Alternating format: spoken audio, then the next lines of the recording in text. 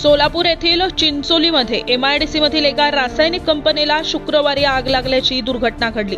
या कंपनीमध्ये रसायनं असल्यानं आगीनं काही वेळातच रौद्र रूप धारण केलं। आगीचा डोंब दूरपर्यंत दिसत आगीचं कारण मात्र अद्याप स्पष्ट झालेलं नाही। मात्र अग्निशामक दलाकडून उशिरापर्यंत आग विझवण्याचं काम सुरू होतं। या आगीत मोठी वित्तहानी झाली आहे। सोलापुरातील चिंचोली औद्योगिक वसाहतीमधील तुळजाई असोसिएट प्रायव्हेट लिमिटेड या रासायनिक कंपनीला शुक्रवारी अचानक आग लागली। या कंपनीत नेहमीप्रमाणेच काम सुरू होतं, मात्र अचानक आग लागली आणि पाहता पाहता या आगीनं रौद्र रूप धारण केलं। सुरुवातीला एकाच विभागात लागलेली ही आग मात्र काही वेळातच सर्वत्र पसरली आणि कंपनी आगीच्या भक्ष्यस्थानी सापडली। या कंपनीत कामगार असल्याची भीती व्यक्त केली जात आहे। या घटनेची माहिती मिळताच तातडीनं अग्निशामक दलाची गाडी आग विझवण्यासाठी पोहोचली।